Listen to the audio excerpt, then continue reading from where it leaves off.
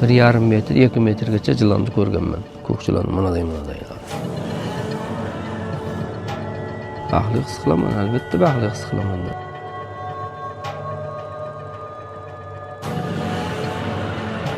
Üçte dörtte bo'roni o'qanda, yorib ketganda. Bilim bo'lmasa o'qimasa cho'pon ham bo'lolmaysan. Shuni bismillahirrohmanirrohim shunday boshlasam, qo'yning qiyi, go'ngi. Qo'yning axlati. Shu yerga borib bechora üzüldü. Cho'ponlik bu insoniyat tarixidagi eng qadimiy kasblardan biridir. Kim uchundir bu oddiy ish tuyulishi mumkin, lekin o'ziga yarasha mas'uliyati, qiyinchiliklari bor albatta.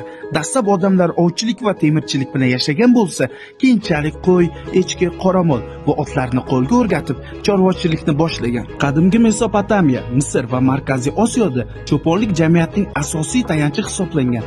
Ayniqsa bizning mintaqamizda o'zbek, qozoq, qirg'iz va turk xalqlarining hayoti, urf-odatlari va qo'shiqlarida cho'ponlik chuqur aks etgan. Bugungi kunda ham cho'ponlik faqat tirikchilik emas, balki 1000 yillik an'ana va madaniyatning davomidir. Cho'pon o'z qo'ylarini asrab, yaylovdan yaylovga ko'chib yuradigan inson emas, balki qadim tariximizning tabiat bilan uyg'un hayot tarzining ramzidir. Bugungi bizning qahramonimiz ham deyarli 20 yildan buyon mana shu kasbda o'z hayotini kechirib kelmoqda.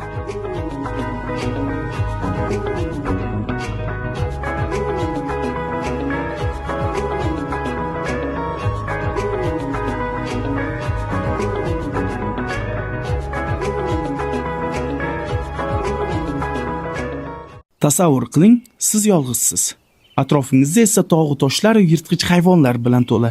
Himoyangizda esa faqatgina mana shu tayoq. Qo'rqinchli, lekin bu kimningdir kundalik hayoti. Ha do'stlar, bilganingizdek bugun cho'ponlarda real hikoyalarga nazar solamiz. Ha aytgancha, bu mening YouTube'dagi birinchi ko'rsatuvim. Agarda like bosib, kommentariy yozib, podpiska qilib qo'ysalaringiz, mana shu kichkinagina mehnatimizni qadrlab, biz yanada o'z ustimizda ishlab, yanada o'sishga harakat qilamiz. Rahmat.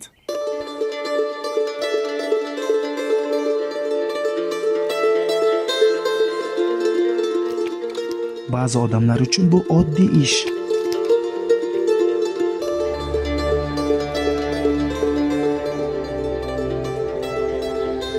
Lekin cho'pon uchun bu hayot maktabi.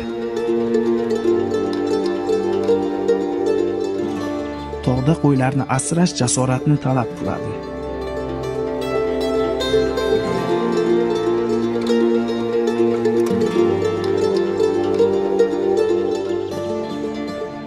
Bu oddiy hikoya emas, bu cho'ponning yo'li.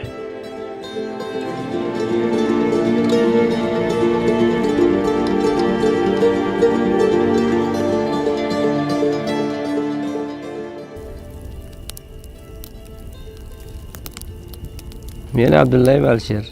1976-yilda tug'ilganman, 1-avgustda Yangiobod qishlog'ida. Chorvachilik kirgan sabab 95-yildan beri qo'y boqaman. O'rtada bir 3 yil boqib to'xtatdik. Mana shu 20 yildan beri bu yoqqa 20 yildan beri qo'yni chorvachilikning orqasidan kelaman. Mana shu 20 yildan buyon hozir kungacha shu chorvachilik bilan shug'ullanib kelyapsiz. Shug'ullanib kelyapman. Mana shu kasbga endi kirishingizga nima deydi? Kim sababchi bo'lgan? Sababchi bo'lgan jangoda Shanoz Rustam degan bitta onamiz bor edi. Akaxonda.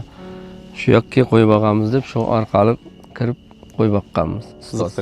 Qiziqtirgan. Unda yana ustoz deydi uni.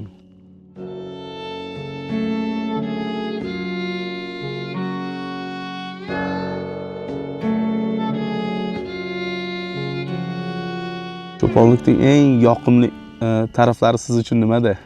Eng yoqimlari toza havolar. Dalalarda bu yerda.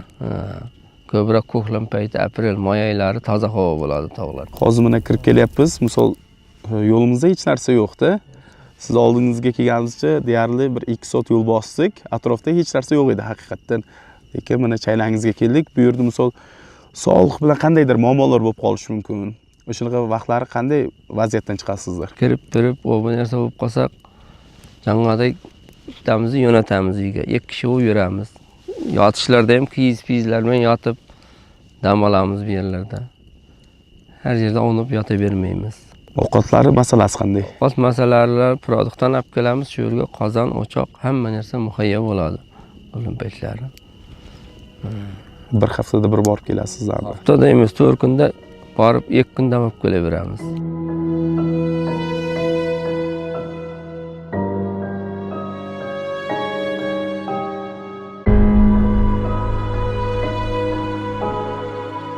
Tafakkur qilishga imkoniyat zo'r vaqtda.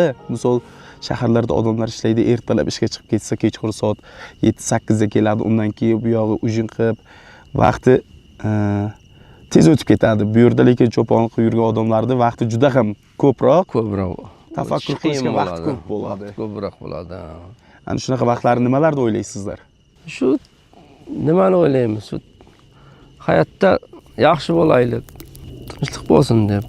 Ro'zg'orda o'ylaymiz. Tinch yashab Hamma inson qatori shu oila deb o'ylaymiz hammamiz. Hozirgi kunda misol shu cho'ponlikning orqasidan moddiy taraf qanday? Moddiy taraf yaxshi, cho'ponlik orqasidan. Hech bir moddiy tarafdan charchagan yerimiz yo'q, Xudoga shukr. Hamma narsa yetarli. Farzandlaringiz misol? Farzandlarimizni masalan 3 tasini o'qitganman. Hozirgi kunda ishlaydi. Hozir kunda bittasi kattasi o'g'limiz ishlaydi. Qiz chiqarganman, o'g'limiz maktabda domlalik qiladi. 3-o'g'lim o'qishda shaharda. Shu kasbda misol o'zingiz baxtli his qilasizmi? Baxtli his qilaman, albatta baxtli his qilaman deb o'zim uchun. Cho'ponchilik yomon kasb emas. Cho'ponlarni Endi bu narsani aytishimdan maqsad xalqimizda bir gap bor-da, o'qimasang cho'pon bo'lasan deydi-da. Shunga qanday qaraysiz? Cho'ponlik men bilamanki, yomon kasb emas. Chunki tarixga nazar solsak ham bizga risolatni yetkazgan inson payg'ambarimiz Muhammad sallallohu alayhi vasallam cho'pon bo'lgan kasbi, asl kasbi. Ko'plab payg'ambarlar, misol Davud alayhissalom yoki Musa alayhissalom, bularning barchasi cho'ponlik kasbi bilan shug'ullanganda, lekin odamlar qandaydir o'qimasang cho'pon bo'lasan degan noto'g'ri tushuncha kirib qolgan. Bu aslida yomon kasb emas-ku. Bilim bo'lmasa o'qimasa cho'pon ham bo'lolmaysan. Ha. Bo'lganida u.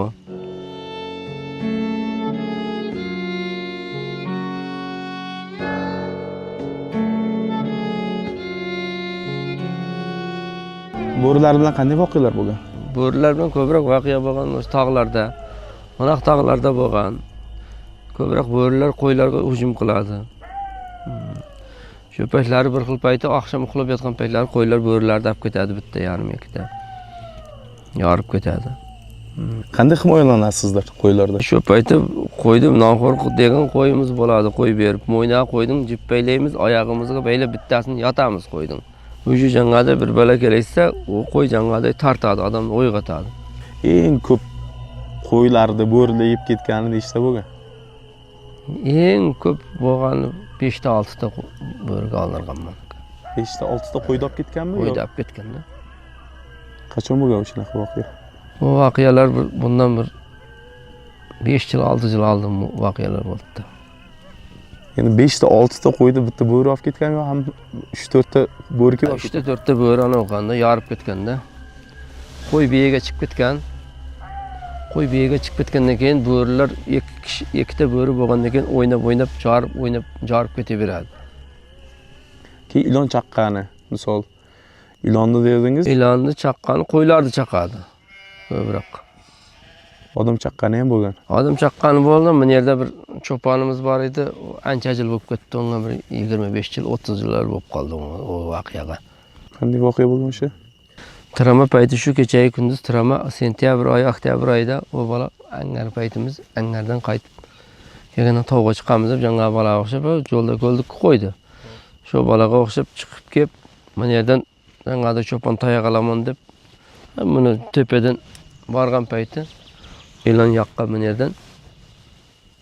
Bana aytdim-ku suv chiqadigan suv bilan keldik-ku, suvdan o'tib shu Perovol degan yerimiz bor. Shu yerga borib bechora üzüldü. Zahar tarqab ketdi. Siz o'zingiz ham ko'p ilon ko'rganmisiz? Ha, ilonni ko'p ko'ramiz o'zimiz. 1,5 metr, 2 metrgacha jilonni ko'rganman. Ko'k jilonni mana mana shu toshlarda ham bor. Hozir ham bor.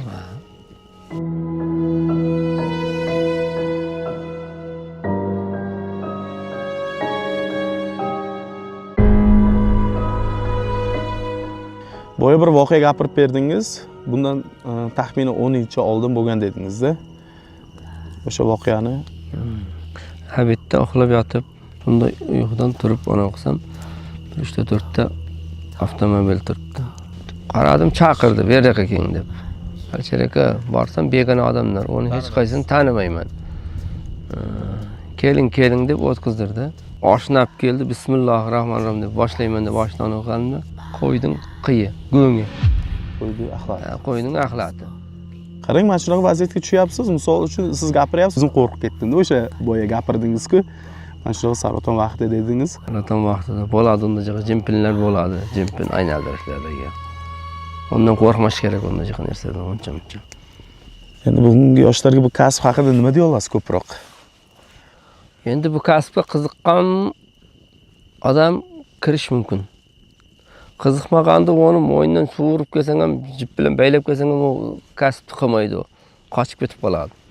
O'zi qiziqqan bola bo'lsa, bog'adi. Ko'pchilik yengil kasb deb o'ylaydi-da. Ha, yengil kasb emas, tayoqda yuradi deydi. aylanib yuradi deydi. Aylanib yurishning o'zi bo'lmaydi buni, oqshomi kunduz. Agar yana imkon bo'lganda, mana shu kasb tanlagan bo'larmidingiz? Endi shu kasb bilan kelyapmiz, shu kasb tanlaymiz, boshqalar yo'q. Yo, o'zingiz boshqa kasbni ko'ra olasizmi? Yo'q, boshqa kasbni ko'ramayman. Boshqa kasbda ishlamaganman ham shu kasbni egallaganman, shu kasbda kelyapman. Xullas sevasiz mana shu kasbingizni. Sevamiz, xudo shukr.